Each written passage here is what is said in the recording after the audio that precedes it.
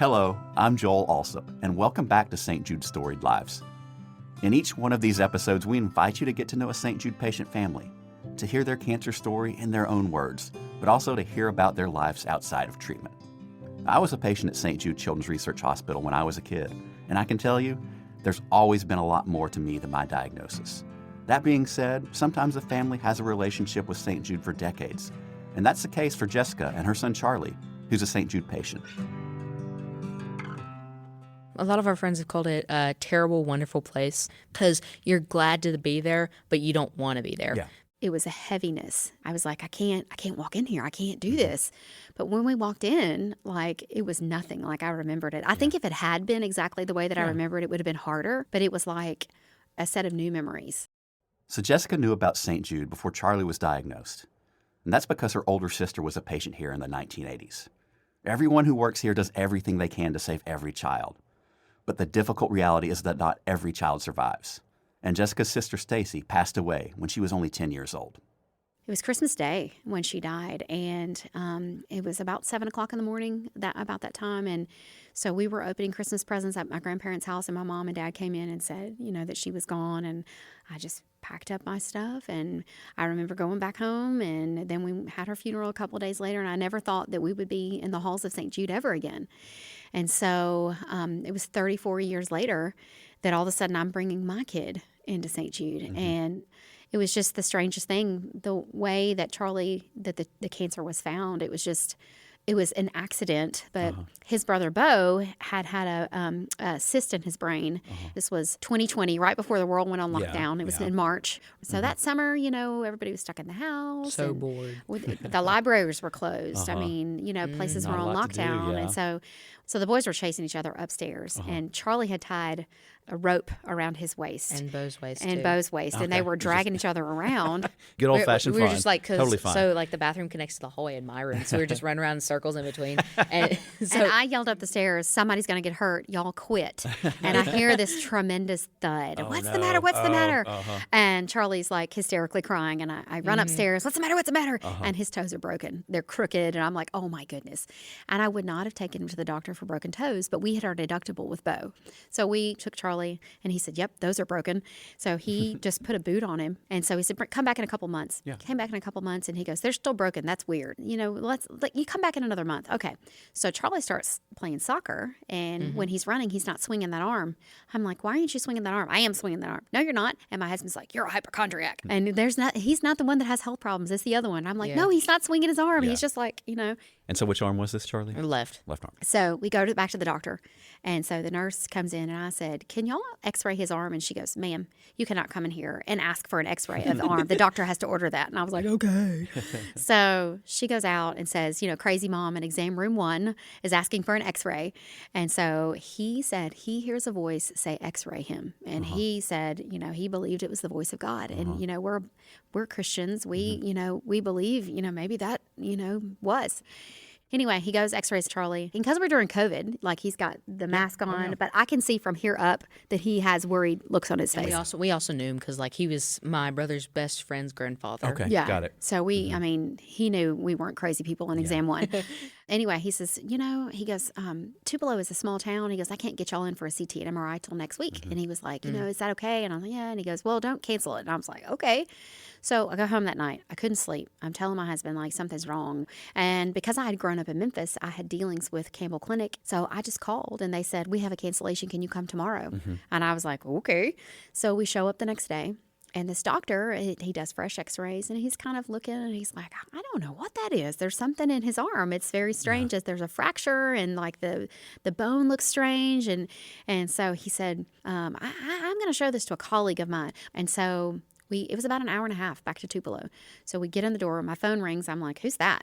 And I answer the phone, and it's the doctor. And he says, hey, I don't want to scare you. And he goes, but can you come back like tomorrow morning, first thing? He goes, I want you to see a buddy of mine. His name is Dr. Neal. He's like a rock star. Yeah. I see. I know Dr. Neal, yeah. He's kind of a big deal.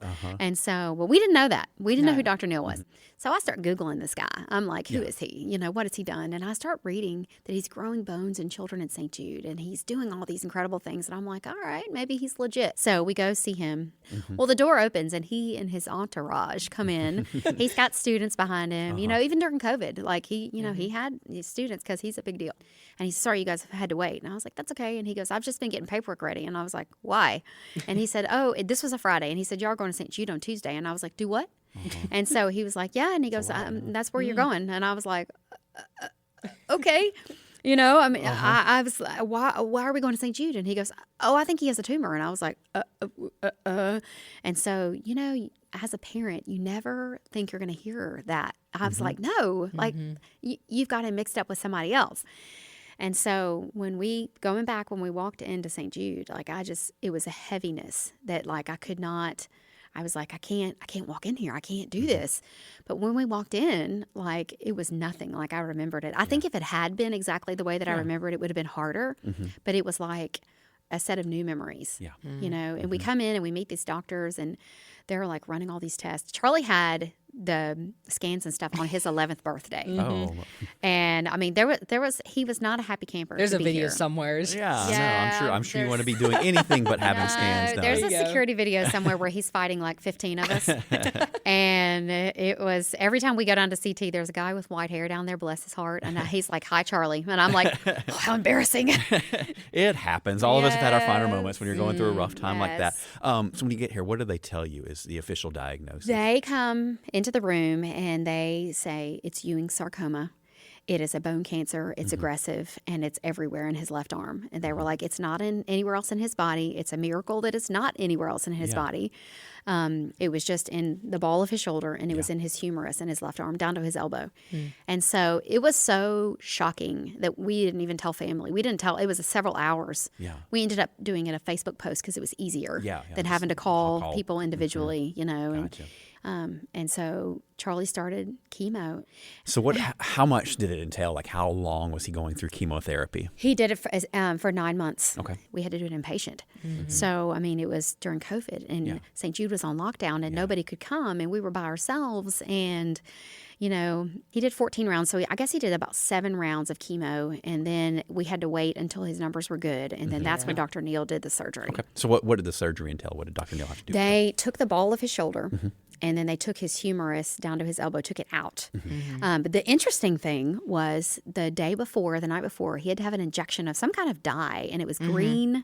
And so that way when they opened him up, they could see it Where stuck. it was. It stuck to the cancer. Gotcha, okay. Which we found was interesting. Charlie has a whole list of questions for researchers about that, like, where did the green go, like the rest of it. But they replaced it with titanium. So he's got titanium all in his arm, and he's actually broken the end of it, and we had to have the bottom part replaced. Yeah. As you do, you're just a boy. Yes, it happens. And so accidents happen. Yeah, and then in July 2021, when we heard that he didn't have cancer anymore, it was like, what? Like we're done? Like for real, done? We've been doing this for 9 months. Like what? Like how does life look after cancer?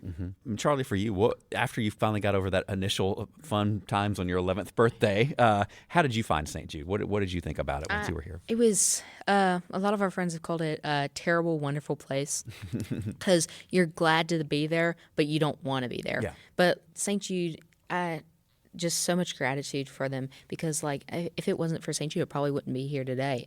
I mean, and it's even when I'm looking back when I was 10, 11 years old going to St. Jude, part of that was I didn't mainly understand, like, what was going on. I could tell that my parents were worried. But I was 11, so I was like, I was on top of the world. I was like, we're just bopping through life, just doing whatever. And it was sort of like in the middle, and then it just kind of like I realized of what actually could happen. And, people would send us, like, nurses would just bring, happies or whatever. And, They would smuggle blue raspberry slushes in for Charlie. Oh, nice. And Charlie would go on hunger strikes. He's not being entirely honest. He would get mad about having to be there, and he would refuse to eat for several days. Yeah. And there was a beautiful lady in the cafeteria. Her name was Miss Lisa. She would make concoctions in the cafeteria for Charlie. Special made cheesecake shakes. She would order special things just for Charlie to try to make him eat.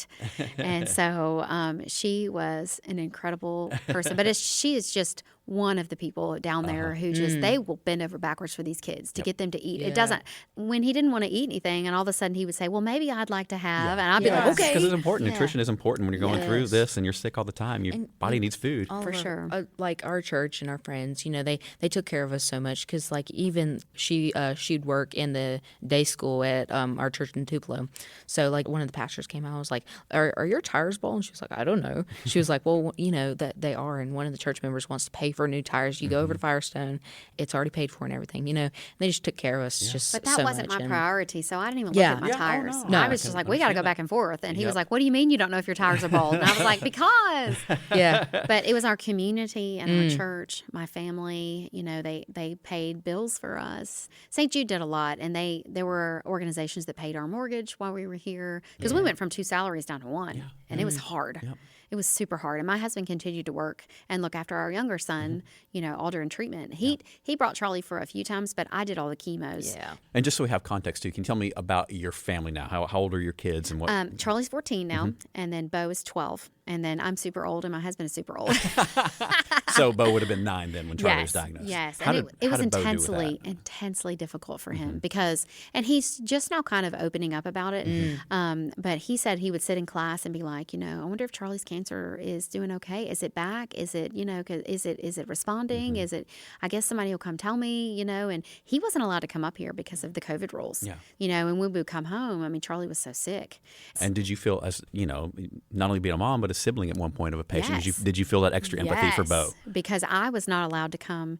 See, back in the 80s, the hospital was different because the nurses area was in the inside and then the patient's area, and then there was like a glass wall in between that you could push the button to talk to the patient. But as a sibling, I had cooties, and she was always neutropenic and, couldn't be around somebody that had chicken pox or like strep or like, whatever. So the family would sit on the other side, and then there was the hallway in the window. Yep, I remember that. That's the room I was in. Yep, I remember, so my sister could never look out the window. And so, I remember I lived with my grandparents a lot of times during that time. And so I was very, aware of how Bo felt, but I couldn't do anything about it. Yeah. I mean, he couldn't come with me. I couldn't smuggle him in. Yeah. So, there was one time that he got to walk. My husband and I we were going to switch. It was our anniversary. And I was like, don't buy me a present. Just come switch with me. And he was like, okay. So I had to leave Charlie and then come downstairs, and they had to watch us switch. And Bo was at the door. So that was the first time that he came in. And I remember he was like looking around, and I was like, he doesn't even know beyond this door, that the walls are colorful, that there are dogs here to come play with the kids, that there's the Imagine room, that there's, all these things. He just sees these doors, and then that's all. And how did your parents do, Jessica, with this news as well? It was intensely difficult for them. I haven't been through it once before. Oh, yes. And it did not turn out well for my sister. And so I think when we told them that Charlie was cancer-free, my mom said, are you serious? Are you for real? Serious? It was really hard. And they couldn't come up here. Yeah. I had to be real careful what I shared because I didn't want to trigger them or to make them upset. But there was never a time when Charlie's doctors looked at us and said, he's not going to make it. We never heard that. So, Charlie, can you tell me about, were you left-handed before this? Were you right-handed before all this? So I was right-handed. Okay. Well, luckily, because that would have been terrible. Yeah. So what do you remember about the surgery? Did you feel a lot of pain after it was done? Or? Yeah, I had a nerve block, so that helped a little bit. But I do remember when they pulled the nerve block out, it did hurt. I was with my dad because that was one of their little switchy days.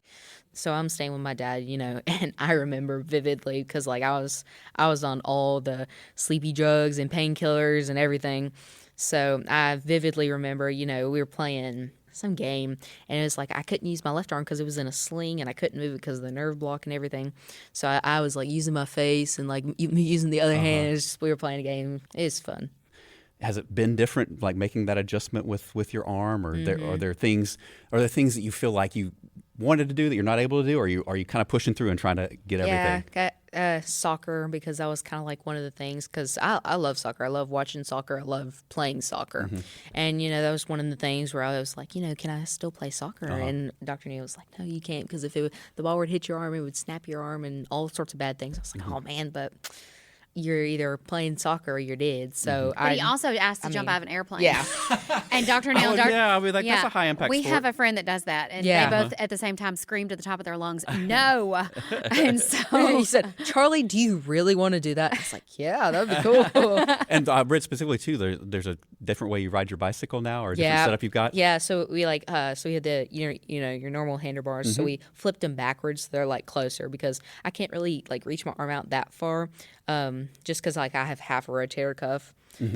So that makes it a little bit harder, but we just adjust and do what we can, and try to do, because some of the chemos that I had gave me some heart problems, so we just try to exercise as much as we can. That's what my trick was. Since I just have my left hand, I would switch. I Yeah. switched the rear brakes to the left-handed yeah, side because yeah, the front yeah. brakes are a little bit more tricky to grab onto. Now, Jessica, thinking about that, like how, from this experience that you've had, how's the family dynamics changed? Do you feel like you're closer now with everything that you've been through? Well, so it was like my husband and Bo lived this life, and then Charlie and I lived this other life. And the life that Charlie and I lived, in my mind, sometimes I felt like nobody else understood. Like my friends at home, they didn't get it. No. And then I'd have people come up to me and say, "My cat had leukemia," and I'd be like, "Cool." Yeah, not the same. Or they would say, "My grandfather had leukemia," and I'm like, "Well, was your grandfather still growing when he had cancer or whatever?" Like, no, these kids are growing, and their bones and their bodies are still developing, and it's different. So I just like put a wall up, with everybody, and I didn't even share everything with my own husband, everything that happened, at St. Jude, because sometimes it was so shocking, the times that we had to fight with Charlie or try to convince him to do something that we wanted him to do. There was this one medicine this one time, and he just wasn't having it, and he had to have it. It was a life-saving deal, and he goes, "No." And so we were negotiating with them. The nurses and I, we were like, "If you do this, we will give you a Lego box." And he was like, "No." And so we were like, "If you do this, we will let you go outside." He was like, "No, if you do this." And so this went on and on and on and on. And it was emotionally taxing. I didn't want to talk to anybody. I didn't want to like call my family at home and be like, "What are y'all doing?" Because I've been arguing for the past 2.5 hours with somebody who doesn't understand like what, the reason why we're doing this. And so because we had been living those two separate lives, it felt like that afterwards we had to figure out a way to come back together. Because, Bo and my husband Jared had gotten used to the routine that they were on. And then Charlie and I had gotten used to, the clinic days and the way that we had to do this. We didn't have a choice. And so we went to Panama City Beach. There was a group of pirates down there. They are the coolest. They're the pirates of the White Sands. Yeah. I'll call them out because they're amazing. And Amazing. they planned this thing. And they dressed the boys up in pirate outfits. They had to swab the poop deck and it like was find so the much treasure and the whole 9 yards. And we were in a parade. And Shot water cannons on like a boat with all their boats. And the boys were like, "Can we go do miniature golf?" "Yep, let's go." "Can we go do bumper cars?" Bumper cars? Let's do go-karts. And so, we did the USS Alabama. We did everything. we did everything. And every single one of us got COVID. We touched all the things. We went to all the restaurants. We ate all the key lime pie we could best find. time ever, though. It's not that it's worth it to go through what we went through, but oddly enough, Charlie was sick for like a day and a half. And when I say sick, it was I like, just had like sniffles. yeah, it was not even, so we had protected him all this long time, trying to get people away from him or whatever. But, it was hard. It probably took several months, but taking those little trips, it really helped bring our family back together and try to figure out, how are we going to move forward from this? And the other part that I don't think people understand is you're always worried it's going to come back. Yeah. Every time he has a sniffle, Yes. every time he goes, "Oh, my arm hurts," I'm like, "Oh, it's back," and people look at you and think you're nuts, I'm sure. And so I'm sure you kind of felt the same way. I think so, but and as you get further from it, I think it gets better and better. What do y'all think? I mean, you talked about the sniffles and stuff like that, but when you do come back to St. Jude now, how do you feel? It's like coming home. It really is. And that is the most bizarre thing to say. I realize that. But even on the way up here, I was telling Charlie's friend, I was like, this is like home for us because these people were with us and walked with us in these horrible times. Yeah. And now we come back, and now that the masks are gone, I can actually see the bottom part of their faces. And, like hugging people and they're all remarking, "Charlie's huge. He's so tall. He's so grown up." Well, and Charlie, after you've been through all this, what's life like for you now? Are there things you're looking forward to doing? I'm just, so excited. I do chest now. So I think it was like 2 years ago. I went to the chess state tournament and I had fun. Just trying to find the little things that I can do and just, enjoying them as much as I can. He's in the Civil Air Patrol, too, learning all about airplanes. That's awesome. And going up in these airplanes that are military airplanes. And Charlie has some ongoing health issues that just from cancer, from treatment, just from, laying out of bed for a year. Yeah. So, but I mean, he's jumping hurdles just left, right, and center. Just incredible. And how about you? Obviously you're excited for the life he has ahead of him now. How does it feel, For sure. Mom? Sometimes I have to kind of pinch myself, we beat Ewing sarcoma. Ewing sarcoma it's a monster and it takes lives. And so many moms and dads that I've talked to, their kids are not doing well. And I don't work full time because of Charlie's ongoing appointments that he has, Gotcha. and PT and OT and just different appointments with different types of doctors. And I also volunteer with St. Jude. I'm a mentor for new moms. When new moms come in the door, I'm assigned ones with cases similar to Charlie, and just calling them on the phone, emailing them, texting them, answering their questions, and letting them know that somebody gets it. Because I didn't have that. Yep. And so telling these moms, hey, I know how it feels. I know if you want to scream at me, if you want to go hit something, let's go hit something together, But just reassuring them. Even today, we met a new family upstairs, and on the second floor of this family commons is the coolest place in the hospital. It's pretty awesome. We got to hang out with a new family today and just encouraging that mom, getting her contact information and saying, I'm here for you. How can I listen to you, So it's a blessing all around. Charlie, how about you? What do you feel like your perspective has changed or that you've changed since you've been a patient here at St. Jude? Massively.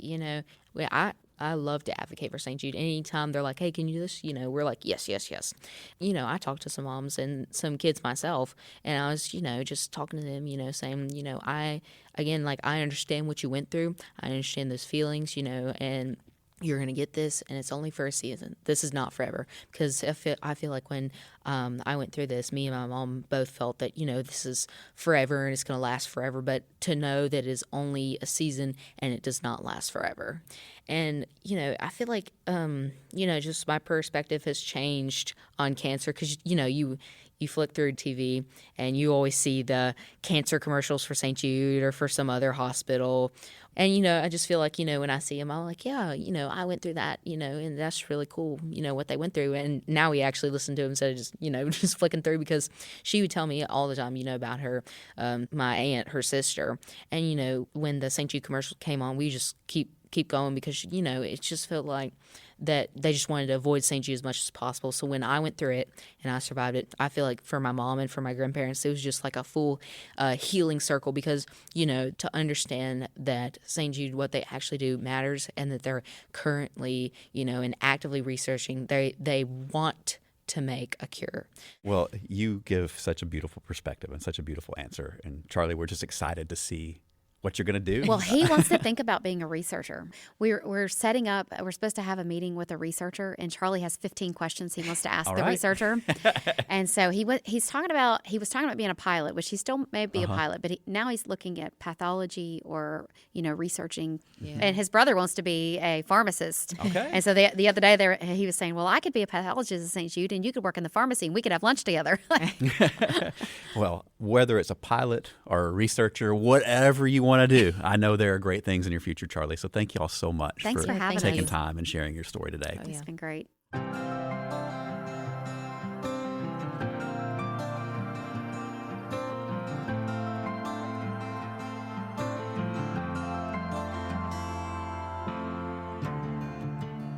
You heard Jessica talk about all the questions Charlie had for researchers.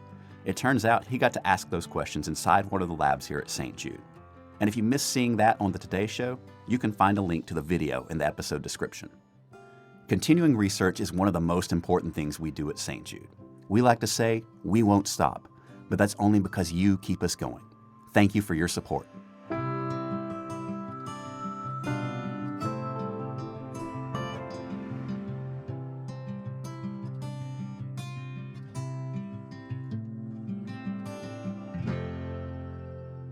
This podcast is a production of ALSAC, the fundraising and awareness organization for St. Jude Children's Research Hospital. It's produced by Jeffrey Reddick and edited by Grace Korzequa Evans. Music production by Casimir Boyle.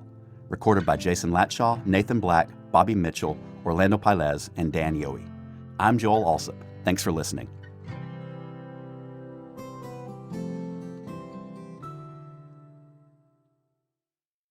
St. Jude Children's Research Hospital understands that every patient's journey through treatment is unique. Listeners who have questions about their situation, diagnosis, or treatment options should talk to their physician.